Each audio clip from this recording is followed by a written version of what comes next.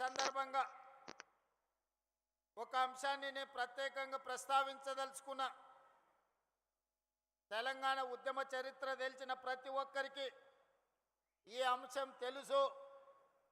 కానీ యువతరానికి కొంతమందికి అవగాహన ఉండొచ్చు, లేదా గుర్తు చేయాల్సిన బాధ్యత నా మీద ఉన్నది.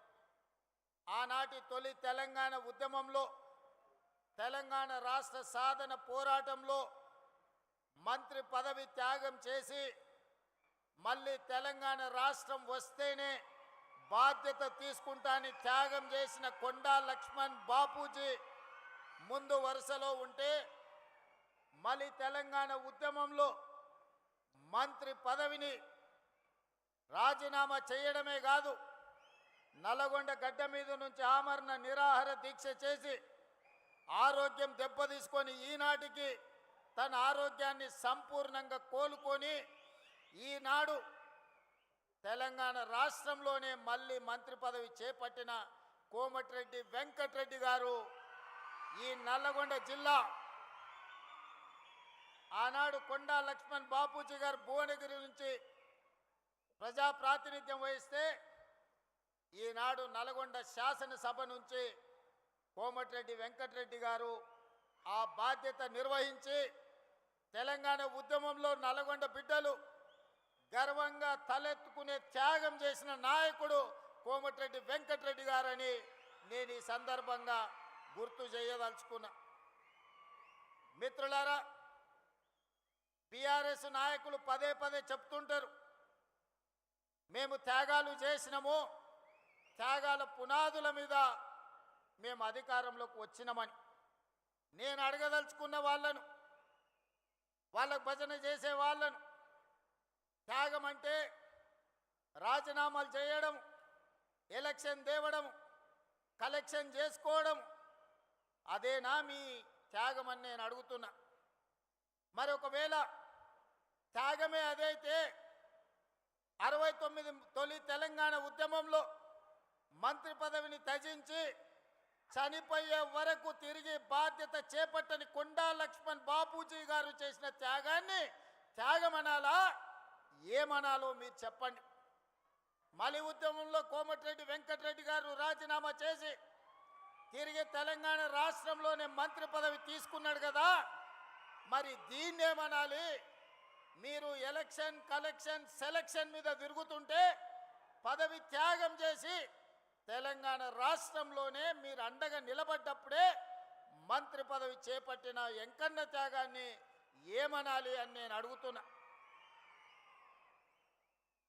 100 రూపాయలు పెట్టి పెట్రోలు తీసుకున్న మీరు 10 పైసల అగ్గిపెట్టె తెచ్చుకొని అగ్గిపెట్టె రావుదే త్యాగమైతే, నిటారుగా నిలబడి తెలంగాణ కోసం ఆత్మ బలిదానం చేసుకున్న శ్రీకాంతాచారి త్యాగాన్ని ఏమనాలి? కానిస్టేబుల్ కిష్టయ్య నేల కొరిగిన త్యాగాన్ని ఏమనాలి? ఉస్మానియా యూనివర్సిటీ గేట్లని తన్ని వీర మరణం పొందిన యాదయ్య త్యాగాన్ని ఏమనాలి? ఒక ఈశాన్ రెడ్డి, ఒక వేణుగోపాల్ రెడ్డి త్యాగాన్ని ఏమనాలి? 100 రూపాయల పెట్రోల్ మీద చల్లుకొని 10 పైసలు అగ్గిపెట్టె తెచ్చుకొని అగ్గిపెట్టె రావు, నువ్వు 10 ఏళ్ళు మంత్రిగా ఉంటావు, ఆర్థిక మంత్రిగా ఉంటావు, సాగునీటి పారుదల శాఖ మంత్రిగా ఉంటావు, వేల కోట్ల రూపాయలు నువ్వు దోసుకుంటావు. ఉద్యమం ముసుగులో ఫామ్ హౌస్లో ఉన్న వాళ్ళు అధికారాన్ని చెలాయించి 69,000 కోట్ల రూపాయల అప్పులో ఉన్న తెలంగాణను 8,11,000 కోట్ల రూపాయల అప్పుల ఊపిలో ముంచి ఈ తెలంగాణను శాశ్వతంగా 10 ఏళ్లలోనే 100 ఏళ్లకు సరిపోయే విధ్వంసం చేసిన మిమ్మల్ని ఏమనాలి? మీ త్యాగాలను ఈరోజు తెలంగాణ ప్రజలు ఇంకా భరించాలనా? మీ దోపిడీని తెలంగాణ ప్రజలు ఇంకా సహించాలనా అని నేను అడుగుతున్నా. నేను అడగదలుచుకున్న ఈ వేదిక మీద నుంచి నిన్న మొన్న చూస్తున్నా, ఇద్దరు తొడేళ్లలాక తెలంగాణ మీద పడి తిరుగుతున్నారు. బావమరుదులు ప్రజలందరూ కోరుకుంటున్నారు, మా ప్రభుత్వం రావాలి అని చెప్తున్నారు. ప్రజలు ఎవరు కోరుకుంటలేరు. మీ కుటుంబం కోరుకుంటుంది, మీ దోపిడీ దొంగతనాలలో మీకు అండగా నిలబడ్డ వాళ్ళు కోరుకుంటున్నారు. ఇవాళ ప్రజాపాలన వచ్చి ప్రజలలో చైతన్యం వచ్చి ప్రజలు సంక్షేమ అభివృద్ధి పథకాలను ఈరోజు అనుభవిస్తుంటే వాటిని చూసి అసూయపడుతున్న వాళ్ళు ఎవరైనా మిమ్మల్ని కోరుకుంటున్నారేమో కానీ ఈ తెలంగాణ సమాజం మిమ్మల్ని మీ కుటుంబాన్ని శాశ్వతంగా సామాజిక బహిష్కరణ చేపట్టినరు. ఇంకా భవిష్యత్తులో మీకు పదవి అనేదే ఉండదు. ఏదైనా బీఆర్ఎస్ గురించి మీరు మాట్లాడుకోవాలనుకుంటే మీ గతం గురించి మాట్లాడుకోవాల్సిందే తప్ప మీకు భవిష్యత్తు లేదన్న సంగతి ఈ నల్లగొండ వేదిక మీద వేలాది మందిగా ఈ గ్రౌండ్లోనే కదా ఆ పక్కన గ్రౌండ్లో మా అక్కలు మా సోదరులు ఈ గ్రౌండ్ పిక్కటిల్లేలా నాగార్జున కాలేజ్ గ్రౌండే కాదు అవతలి సైడ్ నుంచి ఆ పక్క రహదారుల మీద వేలాదిగా నిలబడి జేజేలు పలుకుతున్న ఆ ప్రజలు చెప్పుతున్నారు, మిమ్మల్ని ఉప్పు పాతర వేసినాం, మళ్ళా మిమ్మల్ని మొక్క కూడా మొలవనీయమని నల్గొండ జిల్లా ప్రజలు చెప్తున్నారు. నేను నడుచుకుంటూ వస్తున్నప్పుడు కొంతమంది యువకులు వచ్చి, అన్నా తులసి వనంలో గంజాయి మొక్కలాగా గా సూర్యాపేటలో ఒకడు జానెడోడు మిగిలిండు, ఆ జానెడును కూడా మళ్ళా మొలవనీయం, మా ఎంకన్న మీద 3 అడుగులు ఎగురుతుండు, మళ్ళసారి చూసుకుంటామని వచ్చి యువకులు సూర్యాపేట వాళ్ళు నాకు చెప్పారు. అందుకే మిత్రులారా ఇవాళ చాలామంది మాట్లాడుతున్నారు, అధికారం కోల్పోయిన అక్కస్తో కడుపు నిండా విషం పెట్టుకొని మూసీలో ఉన్న కాలుష్యానికంటే వీళ్ళ కడుపులో ఉన్న కంపు అంతకంటే ఎక్కువైంది. కాంగ్రెస్ ఏం చేసిందని నన్ను అడుగుతున్నారు. రేవంత్ రెడ్డి 2.5 ఏళ్లల్లా ఏమి తెచ్చిండు అని అడుగుతున్నారు. నేను ఇవాళ సూటిగా ఈ వేదిక మీద నుంచి మీడియా మిత్రుల సమక్షంలో నేను ఒక్క మాట చెప్పదలుచుకున్నా. ఎప్పుడు అడిగినా ప్రత్యేక శాసనసభ సమావేశాలను మా కౌన్సిల్ని సుఖేందర్ రెడ్డి గారు స్పీకర్ గారి అనుమతి తీసుకొని సమావేశాన్ని ఏర్పాటు చేస్తాం. 10 సంవత్సరాల బీఆర్ఎస్ పాలన, 12 సంవత్సరాల బీజేపీ పాలన, 2.5 సంవత్సరాల మా పాలన, మీ 2014, 2018 ఎన్నికల మేనిఫెస్టో, బీజేపీ 14, 19, 24 ఎన్నికల మేనిఫెస్టో మీద ప్రత్యేక సమావేశాలలో చర్చ చేద్దాం. మీరు సిద్ధంగా ఉన్నారా? మీరు లెటరు రాయండి స్పీకర్ గారికి, కౌన్సిల్ చైర్మన్ గారికి. ప్రభుత్వం తరఫున నేను విజ్ఞప్తి చేసి మీరు అడిగినన్ని రోజులు సభ సమావేశాలను నిర్వహిస్తా, అక్కడే తేల్చుదాం ఎవరు ఏం చేసిండ్రో తెలంగాణ కోసం. తెలంగాణ రాష్ట్ర ఏర్పాటు నుంచి తెలంగాణ రాష్ట్ర కోసం చేసుకున్న ఆత్మ బలిదానాల వరకు ఏ విషయమైనా ప్రత్యేకంగా చర్చ చేద్దామని నేను ఈ సందర్భంగా సవాలు విసురుతున్నా. ఇవాళ 10 ఏళ్లలో మీరు, నేను మా అక్కల్ని, మా ఆడబిడ్డలు ఈడు ఉన్నారు, పాలపిట్టలు ఎక్కువ ఉన్నారు, మా అక్కలందరూ ఈడ కళ్ళకు కనిపిస్తారు మంచిగా. వస్తుంటే ఆడ కూడా వేలాది మంది మా ఆడబిడ్డలు పాలపిట్ట చీర కట్టుకొని వస్తే పండుగ పూట నేను పెట్టిన చీర సారెలాక భావించి మా అక్కలందరూ మా సోదరుడు వస్తున్నాడు కలవాలే, చూడాలే, మా సోదరుడికి అండగా నిలబడాలి అని మా అక్కలీడు వచ్చిండ్రు. ఇవాళ మా అక్కల సాక్షిగా నేను అడగదలుచుకున్నా, 5 సంవత్సరాలు నీ మంత్రివర్గంలో ఒక ఆడబిడ్డకు కూడా మంత్రి ఇవ్వలేదు కదా, మా అక్కలు మర్చిపోయినరా అని అనుకుంటున్నారా? ఆనాడు పేదవాడి గుర్తింపే రేషన్ కార్డు. 10 ఏళ్లల్లా పేదవాళ్లకు రేషన్ కార్డులు మీరు ఇవ్వకపోతే ఉత్తమ్ కుమార్ రెడ్డి గారు పౌర సరఫరాల శాఖ మంత్రిగా బాధ్యత తీసుకున్న తర్వాత లక్షలాది తెలంగాణలో ఉండే పేదవాళ్లకు రేషన్ కార్డులు ఇచ్చిన మాట వాస్తవం కదా? మా అక్కలకు తెలియదా? ఈడున్న పాత్రికేయ మిత్రులకు ఈ వార్త రాలేదా? పేదలకు ఆనాడు దొడ్డు బియ్యం ఇస్తే ఆ దొడ్డు బియ్యం బర్లకు దానబెట్టే పరిస్థితి. ఎప్పుడన్నా సంటి పిల్లలకు బుక్కెడు బువ్వ మా అక్కలు వండి పెట్టిరు ఆ దొడ్డు బియ్యం అని నేను అడుగుతున్నా. అందుకే మేము ఆలోచన చేసి మా ఉప ముఖ్యమంత్రి గారితో మాట్లాడి ఆర్థికంగా కొంత భారమైన పేదవాడి కడుపు నింపితే వాళ్ళు సంతోషంతో ఇచ్చే ఆశీర్వాదం 1000 ఏళ్ళు మనకు అండగా నిలబడుతుంది, చరిత్రలో మనం నిలిచిపోతామని మాట్లాడి సంవత్సరానికి 16,000 కోట్ల రూపాయలతోని 3,28,00,000 పేదలకు 6 కిలోల చొప్పున ఇవాళ సన్న బియ్యం ఇస్తున్న మాట వాస్తవం కాదా?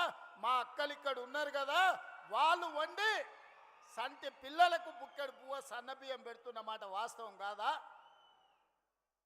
ఇవాళ ఫామ్ హౌస్లో వండుకున్న కేసీఆర్ ఏ సన్న బియ్యం తింటుండో, జన్వాడలో ఉన్న ఆయన కొడుకు ఏ సన్న బియ్యం తింటుండో, మా తండాలలో గూడాలలో ఉన్న మా దళితులు, మా ఆదివాసీలు, మా లంబాడి సోదరులు ఆ సన్న బియ్యంతో ఇవాళ బుక్కెడు బువ్వ తింటురు కదా. ఒకవేళ ఏదైనా వాళ్ళ తండ్రి కొడుకులకు అనుమానం ఉంటే మా శంకర్ నాయక్ ఈయనే ఉన్నాడు చెప్తా, ఓ తండాల పోయి ఏదైనా గుడిసెల వాళ్ళ మా లంబాడి సోదరుల దగ్గర బువ్వ తిని వస్తే తెలుస్తుంది సన్న బియ్యం. ఇదేనా? రేషన్ కార్డే కాదు, సన్న బియ్యమే కాదు, పేదవాడి ఆత్మ గౌరవమే ఇందిరమ్మ ఇల్లు. ఈనాడు 4.5 లక్షల ఇందిరమ్మ ఇల్లు పేదవాళ్ళకిచ్చి ప్రతి నియోజకవర్గంలో 3,500 ఇల్లు వచ్చిన వాడికి 5 లక్షల రూపాయలు ఉచితంగా ఇస్తే ఈనాడు పేదలు ఇల్లు కట్టుకుంటుంటే మీ కళ్ళు గుట్టి ఈరోజు మీ కడుపంతా మసిమసి అవుతుంది. మీరు 1000 ఎకరాలలో గజ్వేల్లో ఫామ్ హౌస్ కట్టుకోవచ్చు, 100 ఎకరాలలో కొడుకు జన్వాడలో ఫామ్ హౌస్ కట్టుకోవచ్చు, అల్లుడు మోయినాబాద్లో 50 ఎకరాలలో ఫామ్ హౌస్ కట్టుకోవచ్చు, శంకర్పల్లిలో బిడ్డ 25 ఎకరాలలో ఫామ్ హౌస్ కట్టుకోవచ్చు. మీరు మాత్రం ఎకరాల కొద్దీ 100 కోట్లు పెట్టి ఫామ్ హౌజులు కట్టుకోవచ్చు. ఈ పేదోడికి 5 లక్షల రూపాయలు ఇందిరమ్మ ఇల్లు ఇస్తే మీ కడుపు మంట ఏందని నేను అడుగుతున్నా. నిజంగానే మీరు ఆనాడు ధనిక రాష్ట్రం ఉన్నప్పుడు పేదోళ్ళకి ఇల్లు ఇచ్చుంటే సంవత్సరానికి 2 లక్షల ఇల్లు కట్టినా 10 ఏళ్లలో 20 లక్షల పేదోళ్ళు ఇంటి వాళ్ళు అయ్యేటోళ్ళు, ఆత్మగౌరవంతో బతికేటోళ్ళు. ఒక్క రోజైనా పేదోడికి ఇల్లు ఇవ్వాలన్న సోయి మీకున్నదా? మీ భవంతులు, మీ బంగళాలు, మీ గడీలు, మీ ఫామ్ హౌజుల గురించే మీరు కలలు కన్నారు తప్ప పేదోడి కలల సాకారం ఇందిరమ్మ ఇల్లు ఇవ్వాలని ఎన్నడన్నా తండ్రి కొడుకు అల్లుడికి ఆలోచన వచ్చిందా? ఆ పేదవాడి ఇంట్లో రైతులకు 24 గంటల ఉచిత కరెంట్ ఇస్తే భూమి ఉన్నోళ్ళకే లాభం. మరి భూమి లేని నిరుపేదలు మున్సిపాలిటీలలో, పట్టణాలలో, హైదరాబాదు నగరంలో జీవించే పేదలకు ఏం ప్రయోజనమని పాదయాత్రలో అడిగితే 200 యూనిట్లు ఉచితంగా ఇవ్వాల. పేదోళ్ళ ఇళ్ళల్లో కరెంటు వెలుగుతలేదా? వాళ్ళ కళ్ళల్లో ఆనందం మీకు కనిపిస్తలేదా అని నేను అడుగుతున్నా. వంట వండడానికి 500 రూపాయలకే ఈరోజు సిలిండర్ ఇస్తుంటే మా అక్కలు సంతోషపడతలేరా అని నేను అడుగుతున్నా. అదే కాదు, రైతులకు రైతు రుణమాఫీ, రైతు భరోసా, రైతు పెట్టుబడి సహాయము, ఈరోజు రైతులకు ఇచ్చిన బోనసులు లెక్క కడితే 1,56,000 కోట్లు ఈ 30 నెలల రైతుల కోసం ఖర్చు పెట్టిన ప్రభుత్వం మా ప్రభుత్వం. వ్యవసాయం దండుగా కాదు, వ్యవసాయాన్ని పండుగ చేస్తాం, రైతుల కళ్ళల్లో ఆనందం చూస్తాం. ఇంతకుముందే మిత్రులు ఉత్తమ్ కుమార్ రెడ్డి గారు చెప్పారు, దేశంలోనే తెలంగాణ నెంబరు వరి ధాన్యం పండిస్తే అందులో నల్గొండ మొదటి స్థానంలో ఉందని ఇప్పుడే మా సోదరుడు చెప్పిండు. ఇది మా నిబద్ధత, ఇది మా రికార్డ్. ఈనాడు రైతుల కోసం మేము చెయ్యంది ఏమైనా ఉందా? కేంద్ర ప్రభుత్వం ఎన్నిసార్లు తిప్పినా నేను, తుమ్మల గారు, అదేవిధంగా ఉత్తమ్ గారు పోయి యూరియా తెచ్చి ఈరోజు రైతుల కష్టాలు తీర్చే ప్రయత్నం చేసి, వానలు వచ్చినా ఇక్కడ కార్మికులు వలస బీహార్కు పోయినా, బెంగాల్కు పోయినా వరి కొనుగోలులో నానా తిప్పలు పడి 80 లక్షల మెట్రిక్ టన్నులు ఇవాళ వరి ధాన్యాన్ని సేకరించి దేశంలోనే రికార్డు ఈరోజు సృష్టించినాం. కాళేశ్వరం నుంచి చుక్క నీరు రాకపోయినా ఒక్క సంవత్సరంలో 2,88,000 మెట్రిక్ టన్నుల వరి ధాన్యాన్ని ఉత్పత్తి చేసి దేశంలోనే నెంబర్ 1గా తెలంగాణ రాష్ట్రాన్ని ఇవాళ మేము నిలబెట్టినాం కదా. మరి కాళేశ్వరం కట్టి 1,00,000 కోట్లు ఖర్చు పెడితే 3 ఏళ్లనే కట్టుడు కూలుడు 1,00,000 కోట్లు గోదావరిలో కొట్టుకుపోవుడు అయిపోయింది. అది ఇవాళ కాళేశ్వరం కాదు కూలేశ్వరం అయిపోయింది. ఆ ఎల్ల గొప్పలు చెప్పుకున్నారు.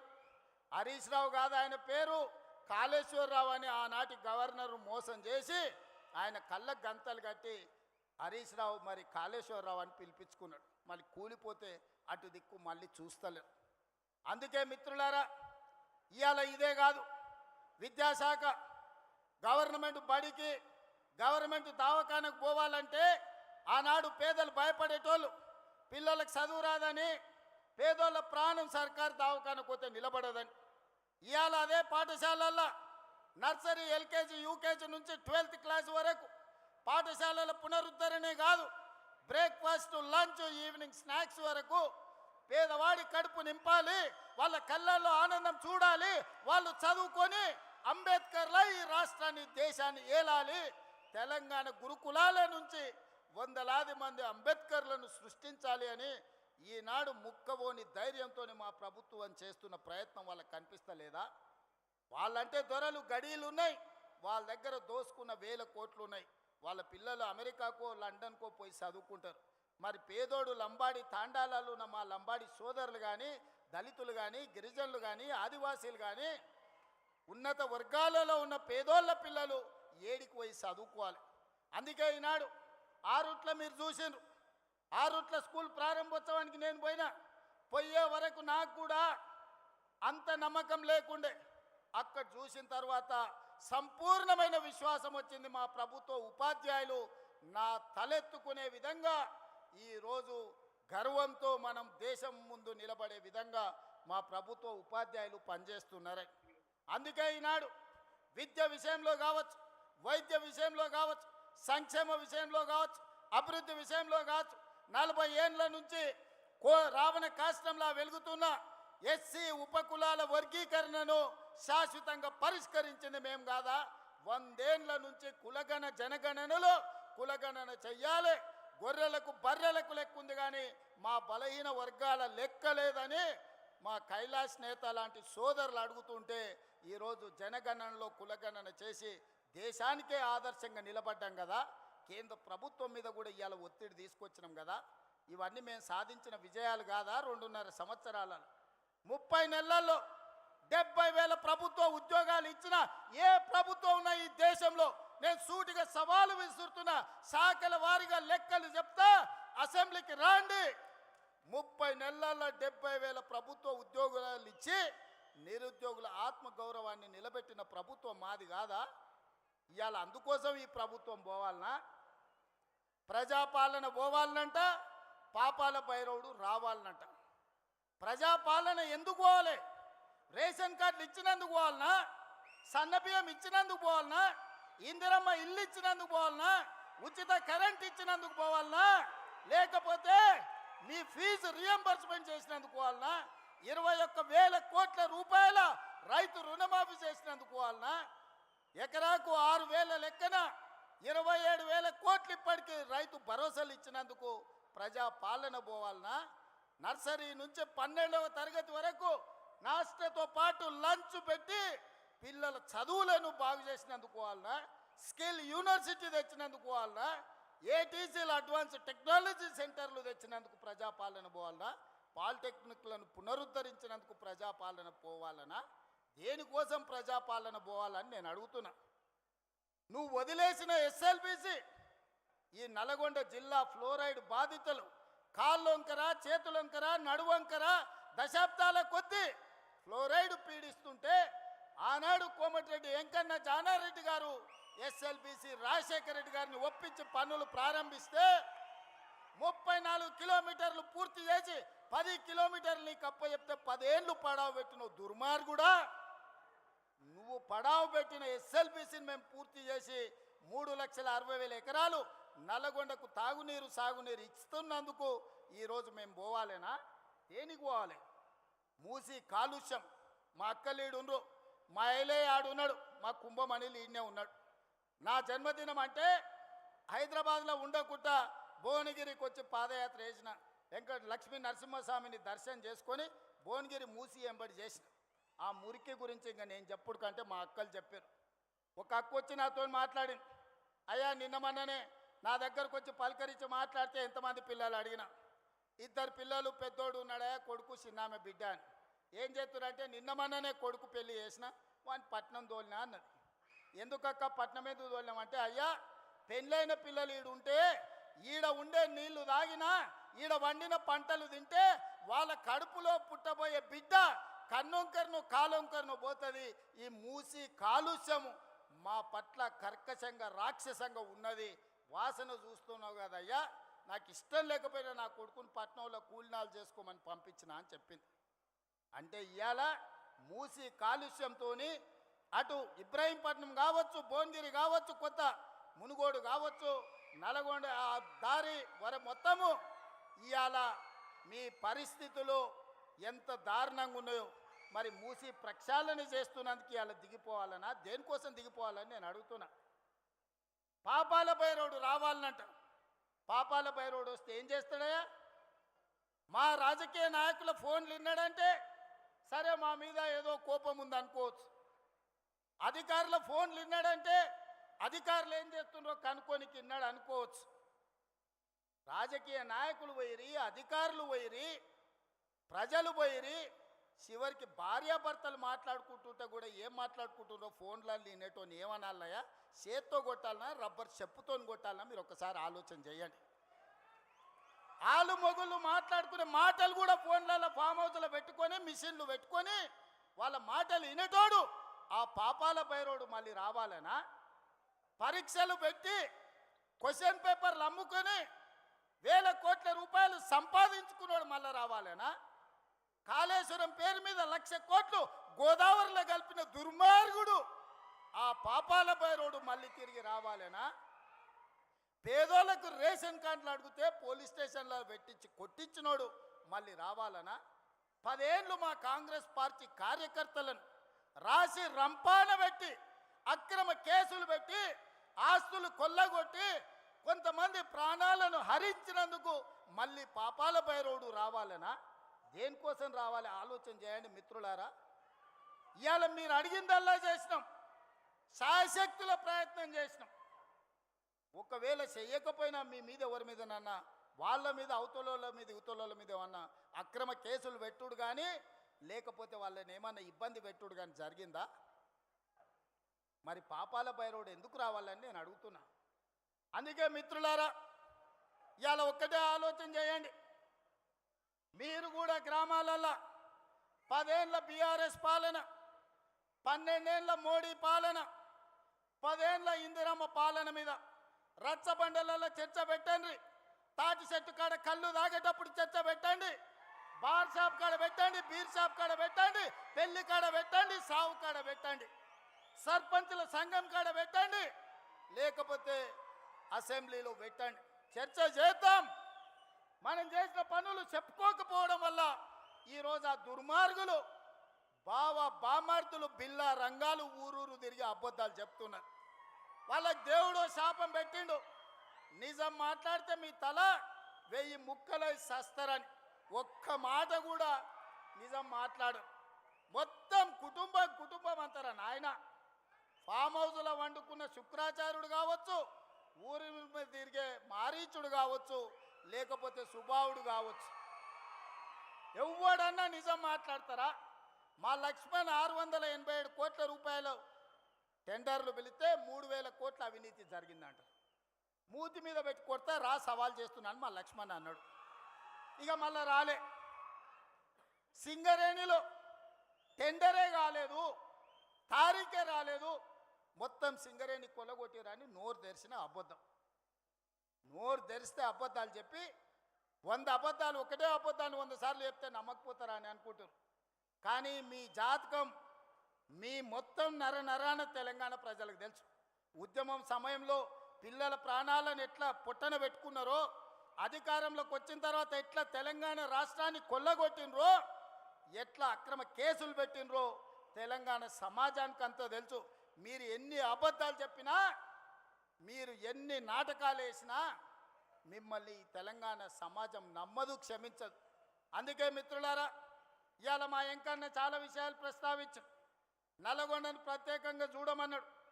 తప్పకుండా అదేవిధంగా మా పార్లమెంట్ సభ్యుడు నాకు అత్యంత సన్నిహితుడు రఘువీర్ గారు కూడా కొన్ని అంశాలను ప్రస్తావించడం జరిగింది. వాటన్నిటిని తప్పకుండా మా అధికారులకు ఆదేశాలు ఇచ్చి ఆ పనులను ఏ విధంగా ముందుకు తీసుకెళ్లాలనో 100% ప్రయత్నం చేస్తాం. కానీ చివరిగా మీకు ఒక్క మాట ఇవ్వదలుచుకున్నా, మళ్ళొచ్చే ఎన్నికల లోపల ఎస్ఎల్బిని పూర్తి చేసి కృష్ణానది జలాలను నల్లగొండ నేల మీద పారిస్తా మీ పంటలు పండించే విధంగా 100% ఎస్ఎల్బిసిని పూర్తి చేయడమే కాదు, డిండి ప్రాజెక్టును పూర్తి చేయడానికి సంపూర్ణంగా నేను సహకారం అందిస్తా. నా జీవిత లక్ష్యం ఒక్కటే, మూసీ నది ప్రక్షాళన. మోడీ సబర్మతి కాదు, ఢిల్లీ యమునా కాదు, యోగి గంగా నది కాదు. ఈ దేశానికి ఎవడు వచ్చినా మూసీ నది ప్రక్షాళన చూడడానికి రావాలి. దేశానికి తలమానికంగా మూసీ నది ప్రక్షాళన చేస్తా.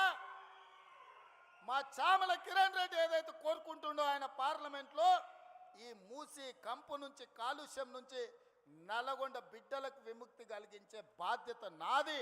ఒట్టేసి చెప్తున్నా, మూసీ పూర్తి చేస్తా. ఎవడు వచ్చినా, ఎవడు అడ్డం పడ్డా, ఎవడు ఆత్మహత్య చేసుకున్నా మూసీలేసి తొక్కుతా. మూసీ నది ప్రక్షాళన చేస్తా. ఎవడెవడైతే మాట్లాడుతుండో రాసుకోండి. 94 నుంచి 2004 2 సార్లు టీడీపీ, 2004 నుంచి 2014 2 సార్లు కాంగ్రెస్, 2014 నుంచి 2024 వరకు 2 సార్లు బీఆర్ఎస్. ఇవాళ నేను చెప్తున్న ఈ వేదిక మీద నుంచి నల్లగొండ బిడ్డల ఆశీర్వాదంతో, మీ ఉత్సాహంతో 2024 నుంచి 2034 వరకు 3 రంగుల జెండా ఎగురుతుంది. తెలంగాణ ప్రజల ఆకాంక్షలు తీరుస్తుంది. ప్రజా పాలన ప్రజల ఉనికిని, మనుగడను కాపాడుతుంది. ఇదే నా మాట. మీరు అండగా నిలబడండి సోదరులారా. 10 ఏళ్ళు వెనక్కి తిరగకుండా తెలంగాణ రాష్ట్రాన్ని దేశంలోనే నెంబర్ 1గా తీర్చిదిద్దుతా. మీరందరూ అండగా ఉంటారా? మీరందరూ అండగా ఉంటారా? మీరందరూ అండగా ఉంటారా? మీరందరూ అండగా ఉంటారా? ఆ పక్క గ్రౌండ్లో ఉన్న మా అక్కల్ని కూడా అడుగుతున్నా, అండగా ఉంటామన్న వాళ్ళందరూ చేయి పైకెత్తి పిడికిలు బిగించండి. జై కాంగ్రెస్, జై జై కాంగ్రెస్, జై కాంగ్రెస్. ఢిల్లీ వరకు వినిపించాలి. జై జై కాంగ్రెస్. ధన్యవాదాలు సోదరులారా. మహిళా సంఘాలకు 172 కోట్లు నల్గొండ జిల్లా మహిళా సమాఖ్యకు, అలాగే కొండరెడ్డిపల్లెలో కొన్నదొక తల్లి పాలమూరు జిల్లాల కొండరెడ్డిపల్లె కొండరెడ్డిపల్లెలో కొన్నదొక తల్లి పాలల్లో పౌరుషం పోసినాదో, పెద్ద పులిలాగా గాండ్రించి లేసినాడే. పోరు కథలన్నీ సిననాడు చెప్పినాదో, పోరు మీద తన పోరును నడిపినాడే. ధరణిపై నినదించి తప్పునే ఎదిరించి బెదిరించి నిలదీసినాడే. రంగులు అద్దిన సేతితోనే, ఆ సేతితోనే 3 రంగుల జెండా ఎగరేసినాడే. రేవంతన్న చూడే గర్వమెక్కిన గడికి గుండైనాడే, దండైనాడే. గర్వపడేలా గడ్డ పాలిస్తూ ఉండే రేవంతన్న చూడే.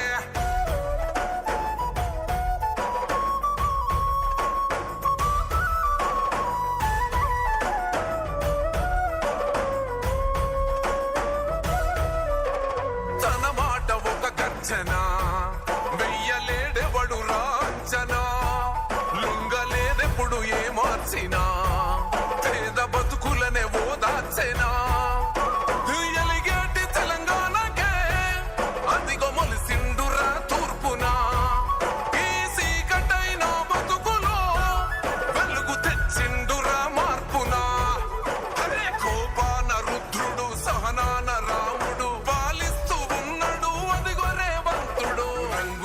చేతులు అద్దిన సేతితోని